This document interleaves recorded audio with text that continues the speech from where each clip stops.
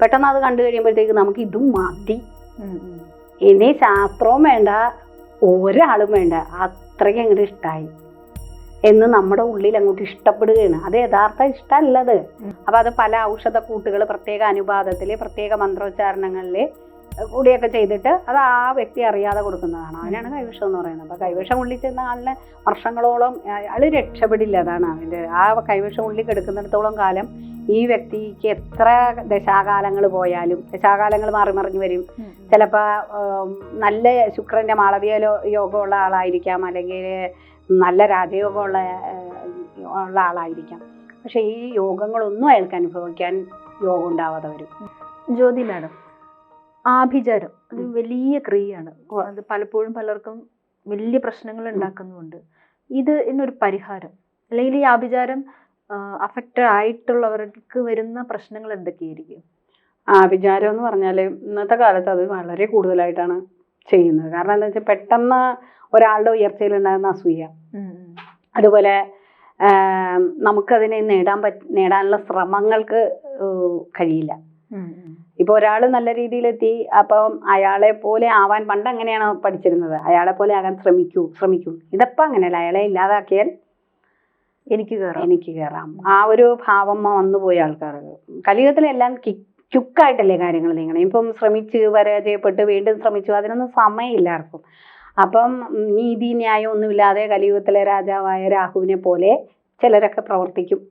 അപ്പൊ അങ്ങനെ വരുമ്പോഴത്തേക്ക് ഒരു വ്യക്തിയെ അയാളുടെ ജീവിതത്തെ തന്നെ മാറ്റിമറിക്കാനായിട്ടുള്ള രീതിയിൽ അത് പലതരത്തിലുള്ള അഭിചാരമുണ്ട്.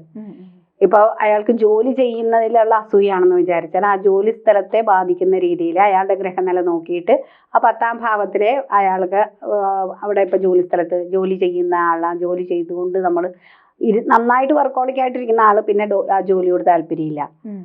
പിന്നെ ഇപ്പോൾ അബ്രോഡുള്ള ആളാണെങ്കിൽ നാട്ടിലേക്ക് വരാനായിട്ട് അയാൾ എപ്പോഴും ശ്രമിച്ചുകൊണ്ടിരിക്കുക, ജോലി ചുമ്മാ രാജിവെക്കുക. പിന്നെ നാട്ടിലുള്ള ആളാണെങ്കിൽ ജോലിക്ക് പോകാൻ സമയമാകുമ്പോൾ എനിക്ക് വയ്യ, തലവേദന, അങ്ങനെ പറഞ്ഞിട്ട് മൂഡ് ഓഫ് ആയിട്ട് കിടക്കുക, ഇന്ന് ജോലിക്ക് പോകുന്നില്ല. ചിലപ്പോൾ നമ്മൾ സന്തോഷവാക്കൊക്കെ പറഞ്ഞ് പുറത്തേക്ക് പറഞ്ഞു വിട്ട ആൾ കുറച്ചു നേരം കഴിയുമ്പോൾ ബസ് കിട്ടിയില്ല എന്ന് പറഞ്ഞ്, അല്ലെങ്കിൽ വണ്ടി കേടായി എന്ന് നിസ്സാര കാര്യങ്ങൾ പറഞ്ഞിട്ട് വെണ്ടുകേടിയാലും പോകാം, പക്ഷെ വയ്യ. അപ്പം അങ്ങനെ പല കാരണങ്ങൾ. പിന്നെ ചിലർ ഇതെല്ലാം കഴിഞ്ഞ് ഓഫീസിൽ എത്തിയിട്ടുണ്ടാവും, പക്ഷെ അവിടെ ചെന്ന് കഴിയുമ്പോഴത്തേക്ക് നന്നായിട്ട് ജോലി ചെയ്യാൻ പറ്റാതെ വരിക, അയാൾ റെസ്റ്റ്ലെസ് ആവുന്നു. അപ്പം അങ്ങനെയൊക്കെയുള്ള അത് ശരിക്കും ജോലിയെ ഫോക്കസ് ചെയ്ത് ചെയ്യുന്നതാണ്. ഏത് മേഖലയിലാണ് ചെയ്യുന്നത് അതനുസരിച്ചാണ് ഇൻഡിക്കേഷൻ വരണത്, സ്വഭാവത്തിൽ വ്യത്യാസം വരുന്നത്. അപ്പം അയാൾക്ക് മറ്റു കാര്യങ്ങളിൽ കുഴപ്പമുണ്ടാവില്ല, അയാൾ ജോലിക്ക് ഇറങ്ങുമ്പോഴായിരിക്കും പ്രശ്നം. അപ്പം അതാണ് ട്രിഗർ ചെയ്തിട്ടിരിക്കുന്നത്. അയാൾ ജോലിക്കൊന്നും പോകാതെ വീട്ടിലിരുന്നാൽ അവിടെ ഇരുന്നോളൂ, ഒരു കുഴപ്പമില്ല, പക്ഷെ ജോലിയും പോകും ഉറപ്പാണല്ലോ. അപ്പൊ അങ്ങനെ ഇതാണ്. പിന്നെ ചിലത് പ്രണയ സാഫല്യത്തിന് വേണ്ടി ചിലത് ചെയ്യും. അത് കൂടുതലും വശീകരണമായിരിക്കും കൂടുതൽ ചെയ്യുന്നത്. അപ്പൊ ആ വ്യക്തിയും ഈ വ്യക്തിയും തമ്മിൽ ചിലപ്പോൾ അജഗജാന്തര വ്യത്യാസം ഉണ്ടാവും, ആടും ആനയും പോലെയൊക്കെയാണ്. പക്ഷേ എന്നാലും അയാൾ എനിക്ക് വേണം. അപ്പൊ ആ പെൺകുട്ടി ഒരിക്കലും അതിനെ സമ്മതിച്ചൊന്നും വരില്ല, അല്ലെങ്കിൽ ആ മനുഷ്യൻ ആ വ്യക്തി അതിനെ റിജക്റ്റ് ചെയ്യും. കാരണം ഒരു തരത്തിലും സാമൂഹികമായിട്ടാണെങ്കിലും സൗന്ദര്യപരമായിട്ടാണെങ്കിലും അയാളുടെ മനസ്സിന് ഉൾക്കൊള്ളാൻ പറ്റാത്ത ഒരാളായിരിക്കും മറ്റേ മറുവശത്ത് നിൽക്കുന്നത്. പക്ഷെ ഇയാൾക്ക് പിടിവാശിയാണ്, അയാളെ വേണം. അപ്പൊ അങ്ങനെയൊക്കെ വരുമ്പോഴത്തേക്കാണ് ഈ വക കാര്യങ്ങളിലേക്ക് പോകുന്നത്. അപ്പൊ അത്രയും കാലം നമ്മൾ ദേഷ്യദൃഷ്ടിയോടുകൂടി കണ്ടിരുന്ന ഒരാളിലേക്ക് അയാളുടെ ഏതെങ്കിലുമൊക്കെ ഒരു പോസിറ്റീവിലേക്ക് നമ്മുടെ കണ്ണുടക്കി പോവുക, മനസ്സിലായോ? അപ്പൊ അയാൾ അത്രയും നാൾ നമ്മൾ ഒട്ടും മൈൻഡ് ചെയ്തിരുന്ന ഒരു വ്യക്തിയോട് നമുക്ക് അയാൾ പറയുന്ന ഏതെങ്കിലും ഒരു വാക്ക് പെട്ടെന്ന് നമ്മുടെ മനസ്സിന് തൊട്ട പോലെ തോന്നുക, അല്ലെങ്കിൽ അയാളുടെ ഒരു നോട്ടം നമ്മളുടെ ആഴ്ന്നിറങ്ങുന്ന പോലെ തോന്നുക, അതൊക്കെ വശീകരണത്തിന്റെ ഭാഗമാണ്. അതുപോലെ തന്നെ നമ്മൾ കൂടുതൽ അങ്ങനെ പിന്നെ വിറ്റുപോകാതെ കിടക്കുന്ന സ്ഥലങ്ങളുണ്ടാവും ചിലതൊക്കെ, വീടുകള് അങ്ങനെയുള്ളതൊക്കെ എന്തെങ്കിലുമൊക്കെ കുഴപ്പം പിടിച്ചതായിരിക്കാം. ചിലപ്പോൾ അയലോകം മോശമായിരിക്കാം, അല്ലെങ്കിൽ ചിലപ്പോൾ അവിടെ വേറെ എന്തെങ്കിലും കുഴപ്പങ്ങളുള്ളതായിരിക്കും, വാസ്തു ദോഷമുള്ള സ്ഥലമായിരിക്കാം. അപ്പം അങ്ങനെയൊക്കെ അപ്പോൾ വേറൊരാൾ വന്നു കഴിഞ്ഞാൽ അയാൾ വന്ന് നോക്കുമ്പോഴത്തേക്ക് ഇതിന് വാസ്തുദോഷം ഉണ്ടെന്നോ അങ്ങനെ ഡീപ്പായിട്ടൊക്കെ നോക്കുന്ന ഒരാളെ ആയിട്ടൊക്കെ വരികയാണെങ്കിൽ ഇതെടുക്കില്ല. അപ്പോഴത്തേക്ക് ഇതെന്ത് ചെയ്യും, വശം ചെയ്തിടും. വശം ചെയ്തിട്ട് കഴിഞ്ഞാൽ പ്രശ്നം എന്താണെന്ന് വെച്ചാൽ നമ്മൾ ജസ്റ്റ് ഈ ഇതിൻ്റെ ആൾ റിയൽ എസ്റ്റേറ്റിൻ്റെ ആൾ പറയും ഒരു സ്ഥലമുണ്ട് നമുക്കൊന്ന് കാണാൻ പോകാമെന്ന് പറയുമ്പോൾ നമ്മളപ്പോൾ മറ്റേയാളെ വിളിച്ചിട്ടുണ്ടാവില്ല, ആരെ ഇത് നോക്കുന്ന ആളെ വിളിച്ചിട്ടുണ്ടാവില്ല, അറിയാവുന്ന ആളെ വിളിക്കാൻ. അയ്യോ അത് ആ പുള്ളി വന്നിട്ടില്ലല്ലോ, അപ്പം നമ്മൾ നാളെ ആവട്ടെ, അല്ല അത് സാർ വന്നോളൂ, നിങ്ങളൊന്ന് ജസ്റ്റ് കണ്ടാൽ മതി, മറ്റേ ആൾ പിന്നെ വന്നിട്ട് നോക്കട്ടെ ലക്ഷണങ്ങളൊക്കെ, അതുവരെ ജസ്റ്റ് ഒന്ന് വന്നാൽ മതി എന്ന് പറയുമ്പോൾ നമ്മൾ ശരി എന്നാ ഓക്കെ ജസ്റ്റ് ഒന്ന് കാണുന്നതിലെന്താ എന്ന് വിചാരിച്ച് നമ്മൾ ഈ സൈറ്റ് കാണാൻ പോകുന്നു, ഈ വീട് കാണാൻ പോകുന്നു. പെട്ടെന്ന് അത് കണ്ടു കഴിയുമ്പോഴത്തേക്ക് നമുക്ക് ഇതും മതി, ഇനി ശാസ്ത്രവും വേണ്ട ഒരാളും വേണ്ട, അത്രയ്ക്ക് അങ്ങോട്ട് ഇഷ്ടമായി എന്ന് നമ്മുടെ ഉള്ളിൽ അങ്ങോട്ട് ഇഷ്ടപ്പെടുകയാണ്. അത് യഥാർത്ഥ ഇഷ്ടമല്ലത്. പിന്നീട് നമ്മൾ അത് കുറച്ച് നാളത്തേക്കൊക്കെ ഈ കൺകെട്ട് വിദ്യ പോലെ തന്നെയാണ് ഈ വശീകരണമൊക്കെ. അപ്പൊ അത് കുറച്ച് നാൾ കഴിഞ്ഞ് വശീകരണത്തിന് അങ്ങനെയുണ്ട്. അതേസമയം ആഭിചാരം മറ്റേ നമുക്ക് തകർക്കാനുള്ളതിന് അങ്ങനെയല്ല. എപ്പോഴും പോസിറ്റീവ് സൈഡ്. ഈ വശീകരണം എന്നൊക്കെ പറഞ്ഞാൽ ഒരു ആകർഷണ വലയത്തിലേക്ക് കൊണ്ടുവരാനുള്ളതാണ്. അപ്പൊ അത് കുറച്ച് നാൾ കഴിഞ്ഞ് നമ്മൾ ആ വീടൊക്കെ മേടിച്ച് കഴിയുമ്പോഴാണ് നമ്മൾ റിയാലിറ്റി മനസ്സിലാവുന്നത്. അപ്പോഴത്തേക്ക് വശീകരണം കഴിഞ്ഞിട്ടുണ്ടാവും, മേടിച്ചും കഴിഞ്ഞിട്ടുണ്ടാവും. അത് അത്രത്തേക്ക് മതി, ആജീവനാന്തം വേണ്ട. വീട് മേടിച്ചു കഴിഞ്ഞാൽ പിന്നെ നമ്മളെ ഇങ്ങോട്ട് പോയത് ശരിയായില്ലെന്ന് പറഞ്ഞ് കൊണ്ട കൊടുത്ത അയാൾ വാങ്ങുമോ? ഇല്ല. അപ്പൊ അതൊക്കെ ഷോർട്ട് പീരീഡുകളിലുള്ളതാണ്. പിന്നെ ഈ പ്രണയ സാഫല്യം അതുപോലെ തന്നെയാണ്. കല്യാണം കഴിഞ്ഞു കഴിഞ്ഞാൽ പിന്നെ വശീകരണത്തിന്റെ ആവശ്യമില്ല, പെട്ട്. അപ്പൊ പിന്നെ ഇയാളുടെ അധീനതയിൽ ഇയാൾ പറയുന്നത് കേട്ട് നമ്മൾ ഈ സ്ത്രീ അല്ലെങ്കിൽ പുരുഷൻ വിചാരിക്കും ഇത് എങ്ങനെ ഇത് സാധിച്ചു, ഞാൻ ഇവരെ അങ്ങനെ നോക്കിയിരുന്നില്ലല്ലോ, ഇവരിലെ എല്ലാ നെഗറ്റീവ്സും എനിക്ക് അറിയാമായിരുന്നു, പിന്നെ ഏത് പോയിന്റിലാണ് നമ്മൾ അവരിലേക്ക് ചാഞ്ഞതെന്ന് നമുക്ക് തന്നെ കണ്ടുപിടിക്കാൻ പറ്റാതെ വരും. അതൊക്കെ മായിക വലയത്തിലായി പോണതാണ്. അതിനൊക്കെയുള്ള ശക്തികളോ നിഗൂഢ മന്ത്രങ്ങളുണ്ട്. അപ്പൊ ഇതുപോലെ ഈ മുടിയിലൊക്കെ മുടി കൊണ്ട് ചെയ്യുന്നു, മുടി, നഖം, അതൊക്കെ DNA നമ്മളെ ഇപ്പൊ ഫോറൻസിക് അങ്ങനെയല്ലേ ചെയ്യണത്. നമ്മൾ ആരാണെന്ന് അറിയാൻ വേണ്ടിയിട്ട് നമ്മുടെ മുടിയുടെ ഒക്കെ അല്ലേ എടുത്തുകൊണ്ട് പോണത്. അപ്പൊ അതേപോലെ തന്നെ ഈ മുടി, ഈ നഖം, ഇതൊക്കെ ആ ആളിന്റെ ഇതറിയാൻ വേണ്ടിയിട്ടാണ്. അത് ഫോറൻസിക് അതൊക്കെ കുറച്ച് കൂടിയ.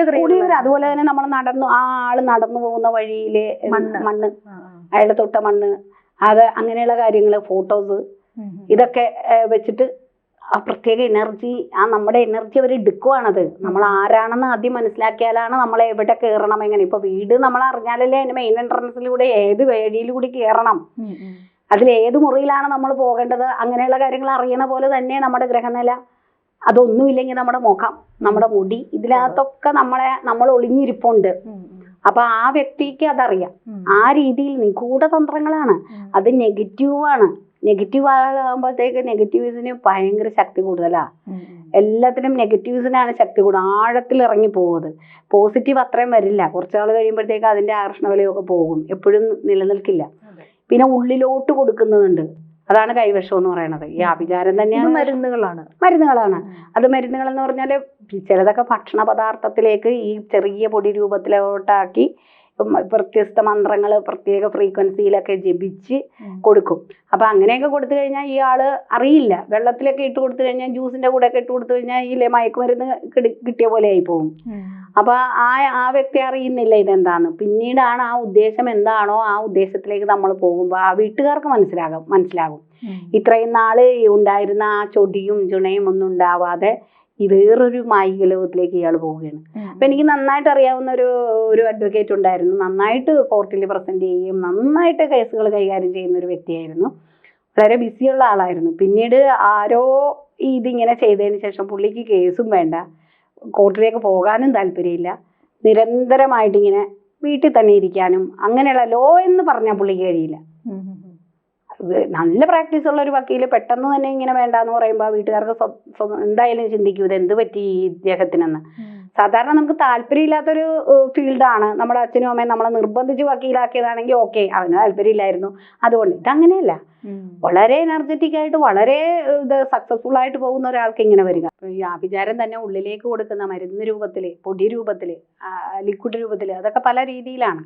അപ്പൊ അത് പല ഔഷധ കൂട്ടുകൾ പ്രത്യേക അനുപാതത്തില് പ്രത്യേക മന്ത്രോച്ചാരണങ്ങളില് കൂടിയൊക്കെ ചെയ്തിട്ട് അത് ആ വ്യക്തി അറിയാതെ കൊടുക്കുന്നതാണ്. അതിനാണ് കൈവശം എന്ന് പറയുന്നത്. അപ്പൊ കൈവശം ഉള്ളിൽ ചെന്ന ആളിന് വർഷങ്ങളോളം അയാൾ രക്ഷപ്പെടില്ല. അതാണ് അതിന്റെ ആ കൈവശം ഉള്ളിൽ കിടക്കുന്നിടത്തോളം കാലം ഈ വ്യക്തിക്ക് എത്ര ദശാകാലങ്ങൾ പോയാലും, ദശാകാലങ്ങൾ മാറി മറിഞ്ഞു വരും. ചിലപ്പോ നല്ല ശുക്രന്റെ മാളവീയ യോഗമുള്ള ആളായിരിക്കാം, അല്ലെങ്കിൽ നല്ല രാജയോഗമുള്ള ആളായിരിക്കാം. പക്ഷെ ഈ യോഗങ്ങളൊന്നും അയാൾക്ക് അനുഭവിക്കാൻ യോഗം ഉണ്ടാവാതെ വരും. അത് ഇത് ഉള്ളിൽ കിടന്ന് പ്രവർത്തിക്കുന്നത് കൊണ്ടാണ്. അപ്പൊ അങ്ങനെയുള്ള കാര്യങ്ങൾ വരുമ്പോഴത്തേക്ക് പല മാർഗങ്ങളിലൂടെ നമുക്ക് മന്ത്രജപങ്ങളിലൂടെയും ഉള്ളിലോട്ട് തന്നെ അതിനെ മാറ്റുന്ന, അതിനെ എതിർക്കുന്ന രീതിയിലുള്ള പ്രതിക്രിയകളുണ്ട്.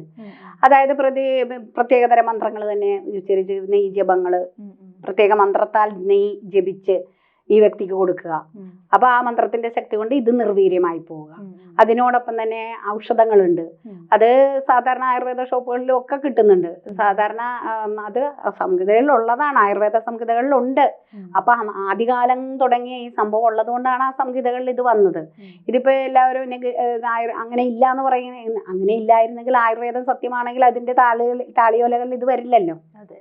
അപ്പൊ ഉണ്ട് ഇത്. അപ്പൊ അതനുസരിച്ച് മന്ത്രങ്ങൾ കൊണ്ടും പിന്നെ പ്രതിക്രിയകളാകാൻ പറ്റുന്ന മന്ത്രങ്ങളുണ്ട്.